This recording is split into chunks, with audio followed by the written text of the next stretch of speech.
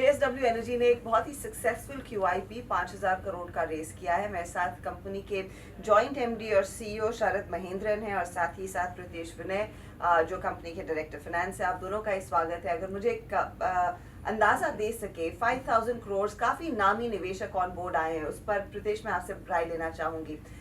लेकिन इस QIP की प्राइमरी वजह क्या थी? कितना आप डेट कम करना चाहेंगे? कितना खास तौर से अपने रिन्यूएबल एनर्जी आर्म में इन्वेस्ट करेंगे शरद जी? गुड मॉर्निंग, नमस्कार जी। हर्षिता, इसका प्राइमरी ऑब्जेक्टिव हमारा ये था कि ये एक ग्रोथ कैपिटल की तरह हम इसको देख रहे हैं। हमने ये प्लान ऑलरेडी दिया हुआ है कि हम FY30 तक हमको 20 गीगावाट की कैपेसिटी पे पहुंचना है और हम उस लाइन पे चल रहे हैं। और अगर अभी हम देखें, हमने जो अभी ये साल ख़त्म हुआ है मार्च 24 में, तो हम 7.2 गीगावाट कैपेसिटी पे ऑलरेडी पहुंच गए हैं। और हमने ये 20 गीगावाट का अनाउंसमेंट जो 2 साल पहले किया था कि FY30 तक पहुंचना है, वो 2 फेजेज में था। FY25 एंड तक हमने कहा था 10 गीगावाट पहुंचेंगे और उसके बाद FY25 से FY30 तक के बीच में हम 20 गीगावाट तक पहुंच जाएंगे। तो 7.2 ऑलरेडी अचीव्ड, और उसके बाद इस साल में जो हमारा वर्क इन प्रोग्रेस है और जो ऑर्डर बुक हमारे पास है, हम 100% कॉन्फिडेंट हैं कि हमारा जो फेज़ 1 का 10 गीगावाट है वो FY25 तक हम कंप्लीट कर देंगे। उसके बाद जो इधर अपॉर्चुनिटीज़ आई हैं, अगर हम कंट्री का भी देखें तो कंट्री में जिस तरह से डिमांड ग्रोथ हो रहा है, पावर डिमांड का अगर हम देखें कि पीक डिमांड अगर हम 2021-22 में देखें तो जो 203 गीगावाट पहुंचा था, वो अभी जो साल एंड हुआ है उसमें 260 गीगावाट पहुंच गया। और जो प्रोजेक्शंस हैं, जिस तरह से इकोनॉमिक ग्रोथ हो रहा है कंट्री का, मैन्युफैक्चरिंग लेड अर्बनाइजेशन हो रहा है, उससे पीक डिमांड बाय FY30 ये 335 गीगावाट तक पहुंचने की पूरी उम्मीद है। इन सब को देखते हुए हमने देखा कि ह्यूज अपॉर्चुनिटीज आर देयर। तो हमने कॉम्पिटिटिव बिड स्पेस में, जो कि अब एक कंड्यूसिव एनवायरनमेंट हुआ है, हमने पार्टिसिपेट किया। और लास्ट 2 महीने में हमने काफ़ी लार्ज कैपेसिटीज़ कॉम्पिटिटिव बिडिंग में जीता, जो कि क्लोज टू करीब 3.7 गीगावाट।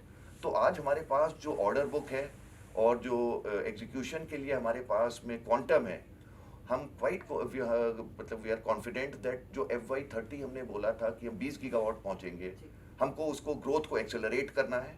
और हमको ये कॉन्फिडेंस है कि हम कुछ साल पहले ही इसको अचीव कर लेंगे। और उसके लिए ये हमारी जो ग्रोथ कैपिटल है, ये एक बहुत बड़ा एनेबलर है हमारे लिए, जो हमको हेल्प करेगा to accelerate our growth. Okay, तो इस ग्रोथ कैपिटल को रेस करने में I'm sure आपने जैसे शेयर किया है कि काफी नामी निवेशक ऑन बोर्ड आए हैं। क्या, क्योंकि इंटरेस्ट लोगों का है इस सेक्टर में, क्या प्राइसिंग आपको लगा कि वाकई में उतना डिस्काउंट देना चाहिए था? आए तो लोग हाथों हाथ ले लेते आपके करंट मार्केट प्राइस पर इस स्टॉक को। देखिए, सबसे पहले ये आपको क्लैरिफाई करूं कि प्राइसिंग डिस्काउंट आपको हेडलाइन ज़्यादा इसलिए दिख रहा है बिकॉज QIP लॉन्च के बाद से ही stock went up by 10 to 15%, because floor price determination होती है the day before the board approves the QIP issuance. तो उस दिन तक तो फ्लोर प्राइस 510 रुपये थे एंड उस समय की स्पॉट प्राइस, क्लोजिंग प्राइस जो थी वो आई थिंक 520-525 के पास थे। ये हमें भी नहीं पता था कि ये ऑलमोस्ट 580-600 हो जाएगा। बट मोर इम्पॉर्टेंटली देखिए, प्राइस तो will be determined by the market. हमारी ऑब्जेक्टिव थी कि 2-3 चीज़ें थी। पहला है कि जैसे शरद ने बोला कि large amount of growth capital एक हम वॉर चेस्ट बिल्ड कर लें बैलेंस शीट में, ताकि हमको ग्रोथ एक्सेलरेशन आसानी से हो जाए।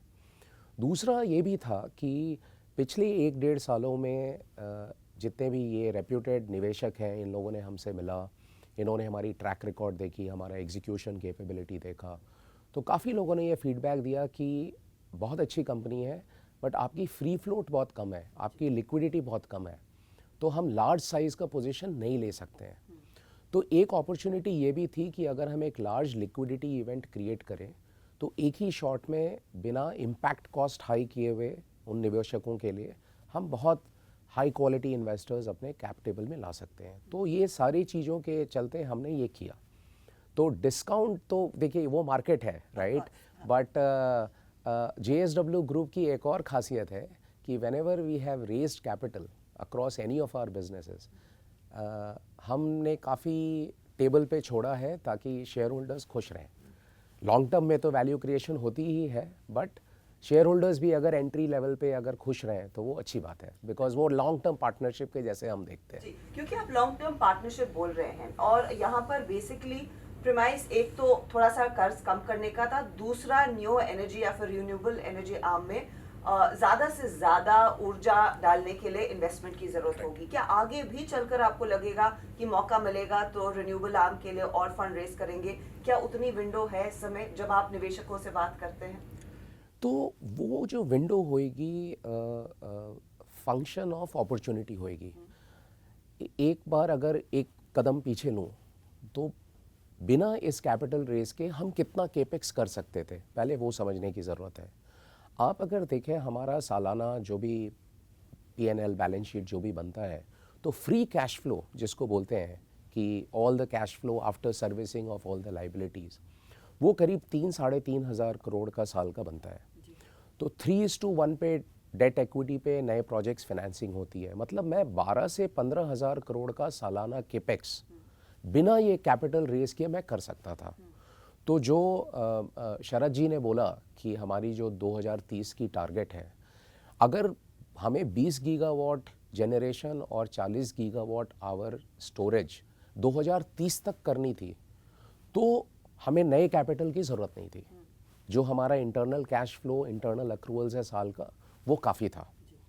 लेकिन चूंकि अभी जैसे इन्होंने बोला बिकॉज ऑफ ये इकोनॉमिक मोमेंटम, पावर डिमांड बहुत स्ट्रांग है, तो अपॉर्चुनिटी बहुत अट्रैक्टिव हो गई है।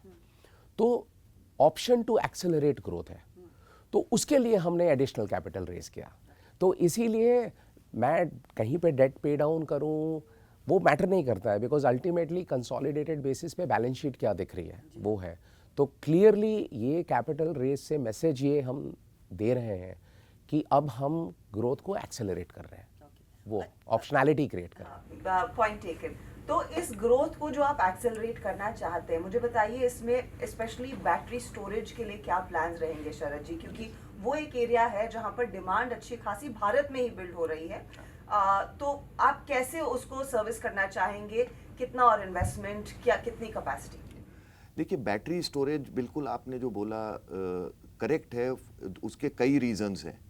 पहला कि इस समय जब हम लोग पावर कॉस्ट देखें तो जो पीक डिमांड, पहले अगर हम देखें कुछ समय पहले तक पीक डिमांड के लिए बिड्स आते थे कि पीक आवर में हमको इतना एनर्जी चाहिए, वो सोलर, विंड एंड ऑल, तो वो एक वायबिलिटी, और उसमें टैरिफ्स बहुत ज़्यादा जा रहे थे बिकॉज आप उस पर्टिकुलर आवर में मांग रहे हैं जिसमें अनसर्टेनिटी है। तो बैटरी स्टोरेज एक ऐसा एक फ्लेक्सिबल ऑप्शन है कि किसी को भी, किसी भी डिस्कॉम को, किसी को स्टेट को, चाहे मॉर्निंग पीक में चाहिए, इवनिंग पीक में चाहिए, जब हमने देखा है कि थर्मल पावर 10 रुपए तक पहुंच जाता है, तो उस समय के लिए ये एक बहुत ही वायबल ऑप्शन हो रहा है। कुछ समय पहले तक नहीं था ये, क्योंकि बैटरी कॉस्ट इतना था, लेकिन हमने पिछले 1-1.5 साल में जो देखा है जिस तरह से बैटरी की प्राइसेस मॉडरेट हो रही हैं, वो ये एक मूव करना शुरू हुआ है एक वायबल ऑप्शन के लिए। तो उसके लिए हम पूरी तरह से तैयार हैं। अभी हमने अगर देखें भारत का सबसे बड़ा और दुनिया का one of the biggest single location 1 gigawatt hour का बिड जो हमने प्रोजेक्ट जो हमने जीता और जिसका हमने पार्ट PPA भी साइन कर लिया है, उस पर हम इमीडिएटली काम शुरू करने जा रहे हैं। इसके अलावा अभी बैटरी स्टोरेज एक बहुत इंपॉर्टेंट रोल प्ले करेगा। एक कि FDRE एक नया कंसेप्ट जो आया है कि जिसमें fixed dispatchable renewable energy, state का एक घंटे का क्या रिक्वायरमेंट है पास्ट से और फ्यूचर को देखते हुए, उस तरह का बिड भी आया। वो भी अभी हमने 1 महीना पहले वो बिड भी हमने जीता है, जिसमें हमारी टीम पूरा करती है वर्किंग की इसको हम कैसे मीट करें स्टेट का requirement with best solution and to by optimizing the cost. It's a mix of wind भी है उसमें, सोलर भी है, बैटरी स्टोरेज भी है। तो एक तो हम उस पर फोकस कर रहे हैं बिकॉज कंट्री में ये एक बहुत बड़ा अपॉर्चुनिटी आ रहा है आने वाले समय में। अभी कुछ स्टेट्स प्योर स्टोरेज के बिड्स भी ऑलरेडी डिस्कशन शुरू हो गए हैं, तो उसमें भी हम लोग एक्टिवली इन्वॉल्व हैं। उसके साथ साथ हमारा जो ग्रुप कैप्टिव रिक्वायरमेंट है हमारा ग्रुप कंपनीज का, वहाँ पे भी एक हमारा आज हम ग्रुप में देखें तो स्टील कंपनी हमारी सबसे बड़ी स्टील कंपनी है इंडिया की, और ग्रीन स्टील एक बहुत बड़ा फोकस है। तो उसके लिए भी हमने ऑलरेडी हम एडवांस स्टेज डिस्कशन में हैं फॉर साइनिंग द पीपीए। उनको round the clock green power जो कि मिक्स होगा again pump storage, battery sorry pump storage, solar and wind का। इसके साथ साथ ग्रीन हाइड्रोजन एक ये भी बहुत बड़ा रोल है। उसके लिए हमने ऑलरेडी एक पीपीए साइन कर लिया है, एक छोटा प्रोजेक्ट 25 मेगावाट का जो कि 3800 tons of per annum of hydrogen, million tons of hydrogen, along with 30,000 tons of green hydrogen. तो green hydrogen, green oxygen, sorry, 30,000 tons. ये एक हम प्रोजेक्ट बिल्ड कर रहे हैं for our group company JSW steel. इसमें बहुत बड़ी लर्निंग्स होंगी हमारे लिए भी, स्टील की कंपनी को भी यूज़ करने के लिए DRI प्रोसेस में। तो एक दो, हालांकि अभी बहुत अगर हम देखें कॉस्ट वाइज अभी भी इसको ऑप्टिमाइज होना है, क्योंकि अगर हम ये देखें ग्रीन हाइड्रोजन में 70% कॉस्ट होता है पावर का।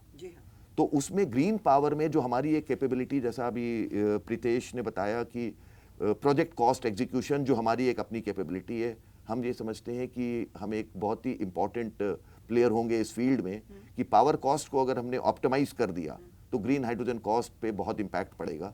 तो उन सब चीज़ों को देखते हुए पंप स्टोरेज और बैटरी स्टोरेज में हमारा मेजर फोकस है, in which we are already working on. तो जहां आप अपने 2030 के टारगेट्स एग्रेसिवली या टाइम से पहले अचीव करेंगे, क्या मिक्स भी काफी ज्यादा बदलने वाला है, थर्मल बिजनेस वर्सेस आपका renewable business in the coming years?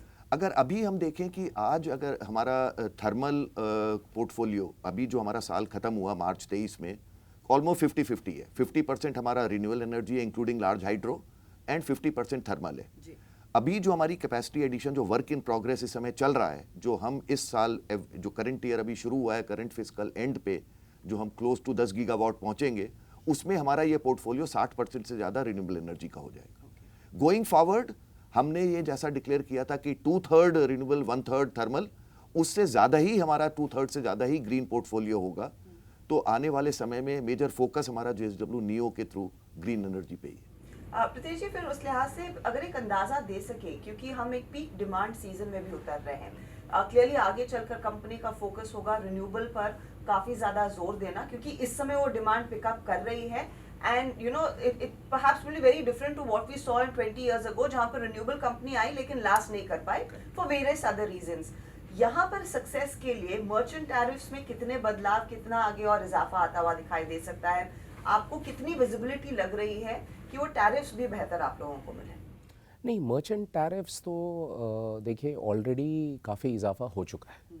अगर आप पिछले 3 साल में देखें तो मर्चेंट टैरिफ्स काफ़ी ऊपर गई हैं। और अभी भी क्या हो रहा है कि पीकिंग आवर्स में वो 8 से 10 रुपए पहुंच जाती है। ऑफ पीक आवर्स होते हैं दिन में, क्योंकि सोलर सप्लाई आ जाती है तो उस समय कम हो जाते हैं। तो एवरेज भी आप अगर देखें मार्च 24 अभी जो फाइनेंशियल ईयर 2023-24 का भी जो जस्ट ख़त्म हुआ है, एवरेज मर्चेंट टैरिफ पूरे साल का on a round the clock 24 hour basis करीब 5-5.25 रुपए से ऊपर था। तो ये काफ़ी अच्छा टैरिफ है, मतलब क्योंकि इसमें सीजनैलिटी है, इसमें टाइम ऑफ डे टैरिफ है, सब कुछ है। तो हमारे हिसाब से कि अभी पीक समर आने वाला है तो वापस टेम्पररीली फॉर फ्यू मंथ्स ये ऊपर जाएगा, और फिर जब मानसून आएगा तो फिर वो करेक्ट हो जाएगा। लेकिन एवरेज साल का हमें लगता है कि 5 से 6 रुपए के बीच में मर्चेंट टैरिफ सस्टेन करेगा।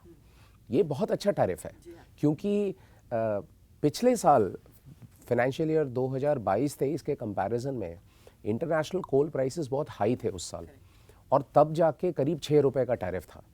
तो कोल प्राइसेस तो बहुत नीचे आ गई हैं सीबोर्न मार्केट्स में, थर्मल मार्केट्स में अगर आप देखें तो जो डार्क स्प्रेड बोलते हैं वो काफ़ी अट्रैक्टिव है 5 से 6 रुपए के बीच में। तो हमारे हिसाब से ये यहाँ सस्टेन करेगा एटलीस्ट नेक्स्ट फ्यू इयर्स के लिए, क्योंकि जब तक ये पावर डिमांड सप्लाई का गैप रहेगा merchant tariffs will be firm. और ये कितना फिर एड करेगा आपके मार्जिन्स को और बेहतर करने के लिए? क्योंकि लास्ट क्वार्टर, थर्ड क्वार्टर में हमने देखा था कोल के दाम थोड़े से कम हुए थे तो उसका काफ़ी फायदा मिला था।